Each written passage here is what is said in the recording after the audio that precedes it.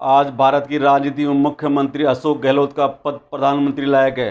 पूरा देश उनकी गांधीगिरी का कायल है। आज जब देश में कांग्रेस की हालत बद से बदतर होती जा रही है, उस स्थिति में मुख्यमंत्री गहलोत को चाहिए कि वे राजस्थान राज्य का जिम्मा पायलट को छोड़कर स्वयं देश की राजनीति करें तथा राहुल गांधी और सोनिया गांधी का कंधे से कंधा मिलाकर कांग्रेस को आगे बढ़ने की दिशा में काम करें।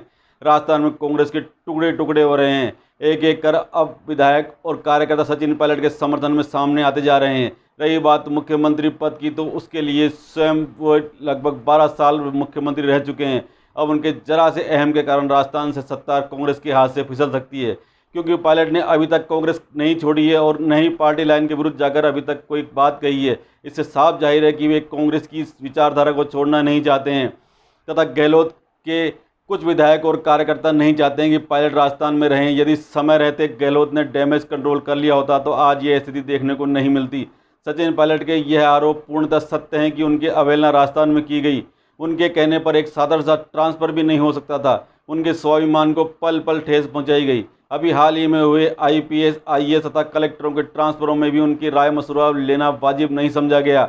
यहाँ तक कि राज्यसभा चुनावों में भी खड़े किए गए उम्मीदवारों से उनकी कोई राय मशवरा नहीं किया गया। यहाँ तक कि उनके विभाग में IAS मुख्यमंत्री ने स्वयं नियुक्त किए। अभी समय है, क्योंकि पायलट ने कांग्रेस छोड़े नहीं है, उनसे वार्तालाप करके उन्हें सहसम्मान कांग्रेस में रखा जाए। वे भी राजेश पायलट के पुत्र हैं और वे कांग्रेस छोड़ने के मूड में कतई नहीं है। उनके पिता राजेश पायलट ने भी पार्टी लाइन के विरुद्ध जाकर सीताराम केसरी के खिलाफ राष्ट्रीय अध्यक्ष का चुनाव लड़ा था, हार गए, लेकिन उन्होंने कांग्रेस नहीं छोड़ी। अब आला कमान को भी उनके बारे में सोचना चाहिए। उनसे राय मशवरा कर उन्हें सहसम्मान कांग्रेस में कोई बड़ा पद देकर सम्मानित करना चाहिए, अन्यथा कांग्रेस राजस्थान में ही नहीं पूरे देश में बिखराव की स्थिति में आ जाएगी, क्योंकि उनके 6 साल के कार्यकाल को और उनके द्वारा गठित की गई टीम को भुलाया नहीं जा सकता है। अब राजस्थान में भी सभी अग्रिम संगठनों के अध्यक्षों ने उनके पक्ष में इस्तीफा दे दिया है तथा इस्तीफों का दौर जारी है।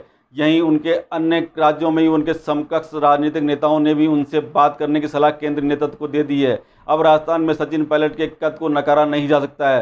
वह भी केंद्र में बड़े नेताओं के रूप में शुमार हैं। आज उनके कांग्रेस छोड़ने से गुर्जर, मीणा और मुस्लिम समाज का वोट बैंक कांग्रेस से सरक सकता है।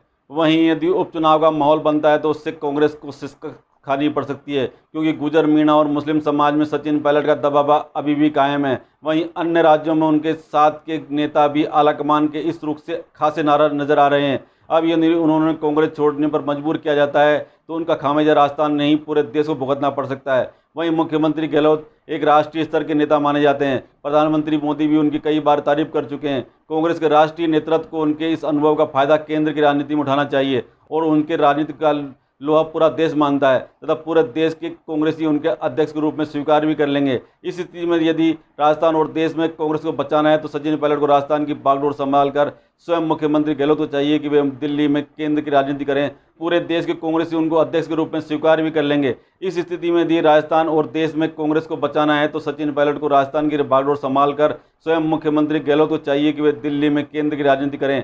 और क्योंकि केंद्र में संभालने की स्थिति में मात्र वे अकेले ही बचे हैं, उनका लाभ सोनिया गांधी और राहुल गांधी को भी होगा।